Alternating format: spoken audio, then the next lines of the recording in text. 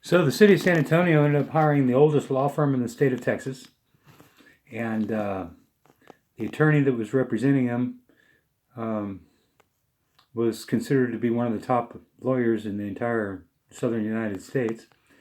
So, needless to say, that every time I would try to get it into court in Comal County, there was always a reset, and then he filed a motion to dismiss.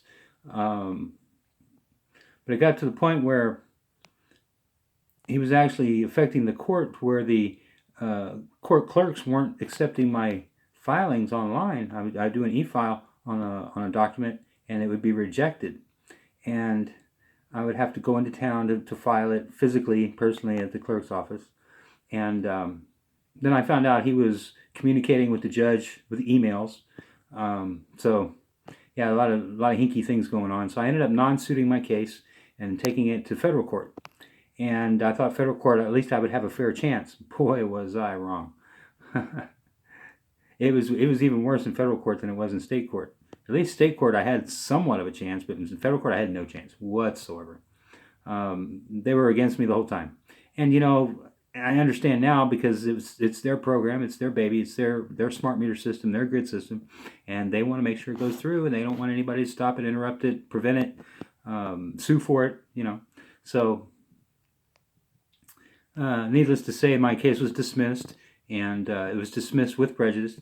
I filed the appeal. The appellate court denied it, and dismissed my appeal, and stated that I failed to comply, or I failed to meet the requirements for filing the appeal. This is all a bunch of bullshit.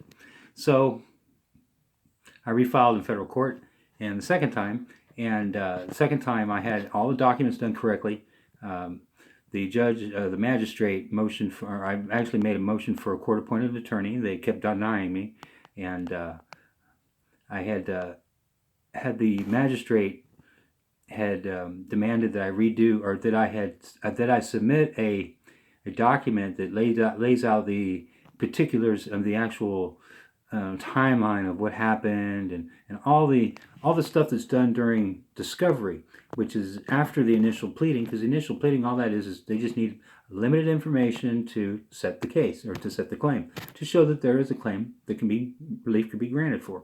So when I did that, and met every single part of the statute requirement of the rules of civil procedure, for federal rules of civil procedure, and the judge ordered me to submit this document, which was then part of discovery, and that she just made a ruling that discovery wouldn't start until after she determined that she had jurisdiction to hear the case to begin with. And so when I resubmitted the complaint, perfect as it should be,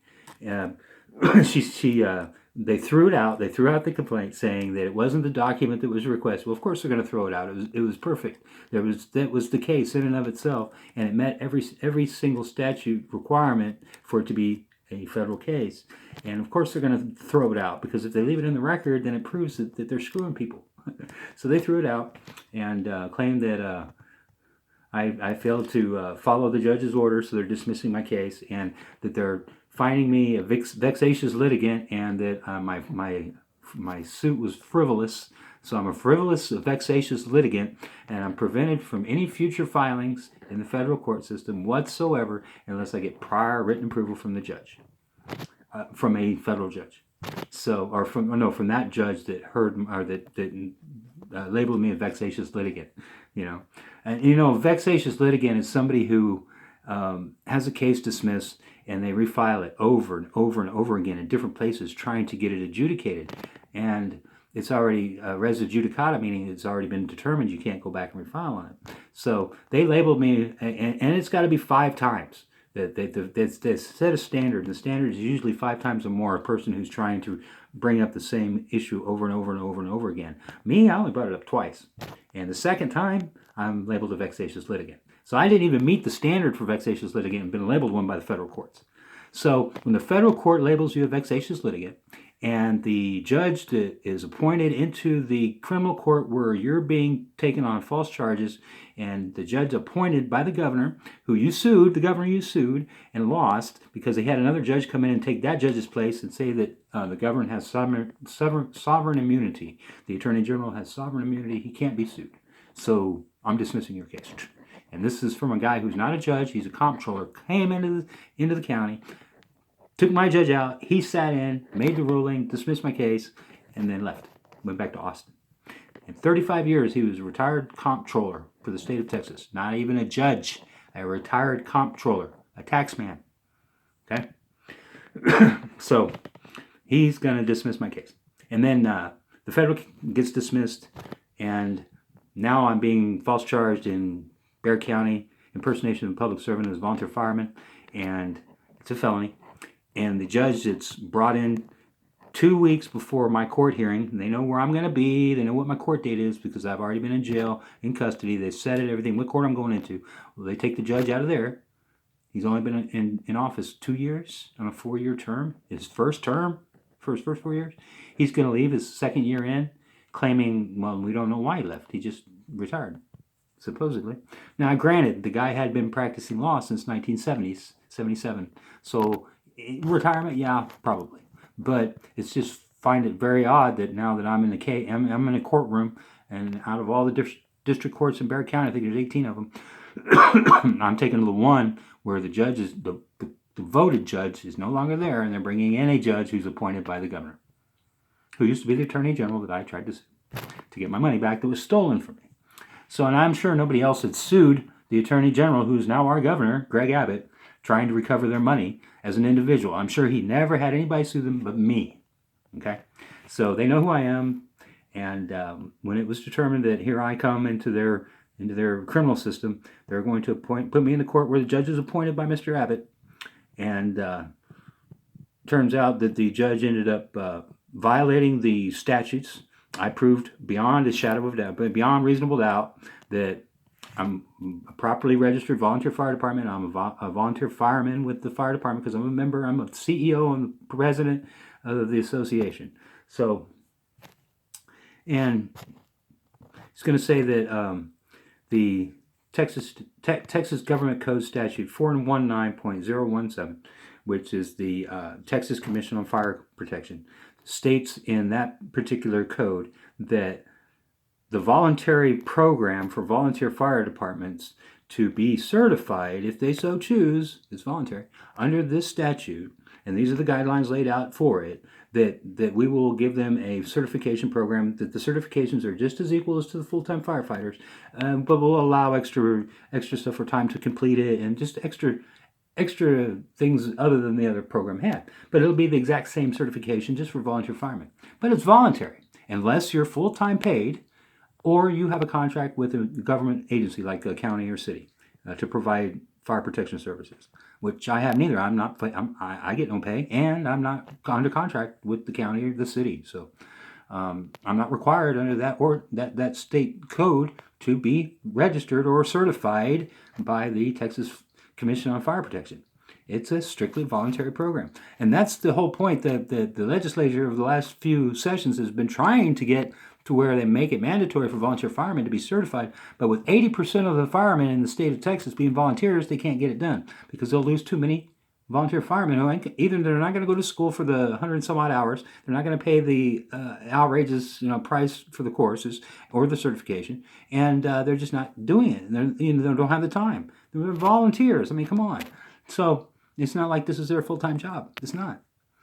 So when he takes that code and says that that's the definition now of a volunteer fire department, a volunteer fireman is someone registered and certified under that code, the voluntary code, that I am definitely, since I'm not certified through that code, that I'm not a volunteer fireman. Therefore, I couldn't have been responding as a first responder to an emergency 911 call, so I was definitely impersonating a public servant. And then I cited the Texas Penal Code 1.07, the very beginning of the Penal Code. There's a section called Definitions that defines all the different terms for the Penal Code. And number 43 is the term for public servant. And chapter 43, or no, subparagraph 43, subparagraph G, letter G, states a person performing an act of government as a matter of right, even though not legally authorized to be doing it, is still considered a public servant in Texas. So because I have a certification issued by a municipality, the city of New Braunfels, which is a subdivision of the state, there's the government code that provides me the ability to respond to emergencies for what I'm trained to, and that's on my certification from that subdivision. So that's my right. That's my right to respond, just strictly provide the services that I'm trained for and certified for under that certification. And that's it. I can't do anything else. That's all I'm authorized to, which is what I was doing. I was providing those services. So, and then even if I'm not legally authorized to be doing it, right? They say, well, I may have the certification, and yeah, our government code says that, but you're still not a emergency medical technician who's certified, whatever. You can't be responding. It's not legally entitled to. Well, if that's the case, then the law says I'm still considered a public servant. But no, he's going to find me guilty of impersonating a public servant, convict me of a felony, take away my voting rights, take away my constitutional Second Amendment rights, make me go and report, take a seized a DNA sample from me the very first day, before anything else was done. The very first thing it is take me in there and swab both sides of my mouth trying to get my DNA, hoping, just beyond hope that I've got something else in my past that I'm going to get caught for. I'm not worried about that. Never did anything. So, yeah, welcome to the corrupt government of Texas. Our governor's corrupt, the judicial system's corrupt, our cities are corrupt, everybody's corrupt. And the ones that aren't corrupt become corrupted. Otherwise, they're gotten rid of because they're not corrupt. They can't handle real people in with them that aren't corrupt because it just won't work for them. So they get them out.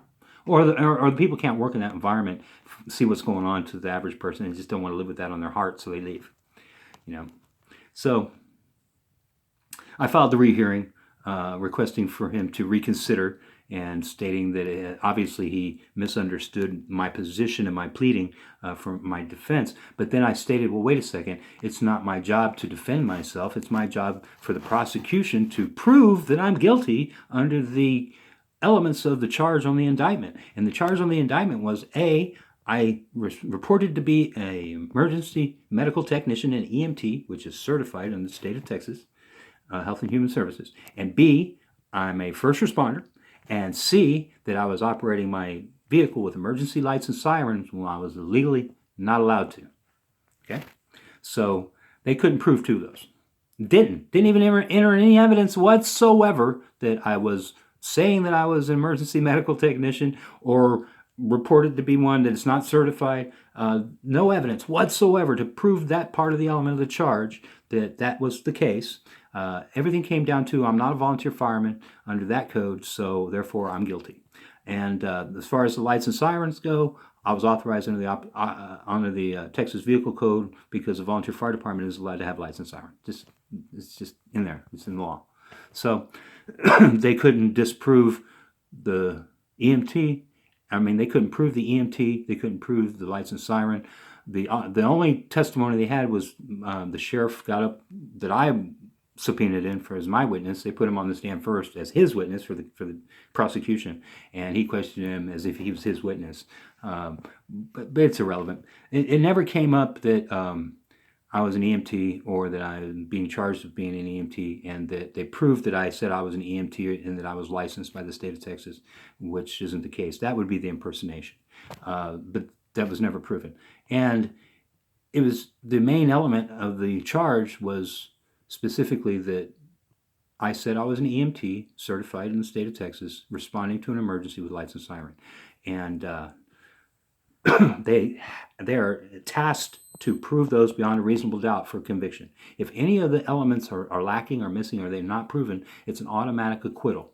So they never proved the EMT issue. They never proved the lights and siren. I had the city ticket dismissed from the airport stop for the lights and siren at the municipal court. The city attorney dismissed it when I showed him the law. The volunteer fire departments had my paper showing that I'm a volunteer fire department and registered Como County, and that under the government codes, that I'm legitimate, basically. I got my tax documents, got my 501c3 from the federal government, and that's all you need to be the volunteer fire department. You got to be a nonprofit, got to be tax-free, tax-exempt by the state. The state's got to order you, give you the certificate that you're state exempt from the taxes, and you got to be federally exempt under the 501c3. So all of those things combined, then, and you're operating as a public safety organization, it doesn't matter what you're doing. If you're providing the service in the community, you're a volunteer fire department. Well, you see, the judge didn't like that. He said, so what, anybody can be a volunteer fire department? I can go get on a uniform and badge and file these papers and go out and start collecting money from people and do whatever I want? And he said, I just don't think that's right. It doesn't matter if it's right or not. You think it's right. It's matter what the legislature said, and the legislature said that I do these things, and I'm a volunteer fire department, and I've done those things, I'm a volunteer fire department. And I don't care if you like it or not, Judge. You're not the legislature. If you are, then get elected, and your representatives will elect you, and you go down to the court, to the Capitol, and you pass the laws and get them changed. Okay? But you can't do it on bench, which is what you did. So, yeah, he basically reversed the law and said that I'm mandatory to be certified and registered under the government code 419.017, 071. Yeah, 419.071, which is subchapter D of the Texas Commission on Fire Protection, specifically outlines the volunteer fire department's regulations and requirements in the state of Texas. And there aren't that many unless you're registered, unless you're required to be certified by them and regulated by them. Or you volunteer. You can volunteer to be regulated by them, and if they accept you, in other words, they see your department and they want to regulate you, yeah, they'll do it. But that's the only way you're required to as a volunteer fire department. Now, the judge says, no, I'm going to make it mandatory, and I'm going to go ahead and do what the legislature's been unable to do for the last few sessions and make it mandatory for you to be certified. Otherwise, you're not a volunteer fire department or a volunteer fireman, and I'm going to find you guilty of a felony, and I'm going to convict you on it, which is what he did. And would not do the rehearing. He denied it. I filed it on the 10th. He denied it on the 10th. And he's on his way out. He's no longer in the courtroom. He's gone. He didn't win re-election. He lost his runoff, and the Democrat had been voted into the office as the new judge anyways in that court. So the Republicans lost. He was a Republican. And, yeah. But, I really don't think he cared. I think he knew he was on his way out. He knew he was leaving. So I think he just figured, I'll just go ahead and do what I want to. Ain't nobody going to stop me. So, but either that or, like I said, it's kind of strange that my governor has been involved in a lot of these things against me. A lot, every single one, basically, actually, except for the federal CPS for the city. But then the Judge Contreras, who the judge that just found me guilty, was the federal prosecutor, assistant federal prosecutor for the federal government in San Antonio while my case was going through the federal courts. So he would have known all about it. How many people are suing the city of San Antonio for $10 million for their smart meters that almost killed them? So the name is very familiar. They knew who I am. They knew what I'm, he knew who I was. I didn't know him. I found out about him last night. I found out that, yeah, he was in the federal court system the whole time that I'm being shut down and denied my recovery on my harm and damages and, all the money I've lost because now I'm not producing any power on the grid. So all that money I invested, it's my return on investment, which is going to take me 12 years to recoup my $30,000 invested for my solar array, is going to take me, the rest of my life, if I live that long, to recover the money that I paid, because I'm not able to recoup my investment or return on my investment from the solar array. I mean, from the power company who would be buying my power. So all I know is I ain't got to pay them. I don't have a smart meter in my house, so I'm not getting sick anymore from it. They can't control my devices anymore with the smart meter. They can't have that access into my home with the smart meter anymore. So, yeah, I'm real happy. There's places in this country where people are being thrown off of their property because they're refusing solar or smart meters. Um, they're not allowed to live off grid. I live off grid. I'm fortunate enough. Or they're finding people and making them pay for using the sun. What the hell is that about? Really? I mean, really? But that's what it's coming to in this country. This country is so graft and corrupt, it's unbelievable.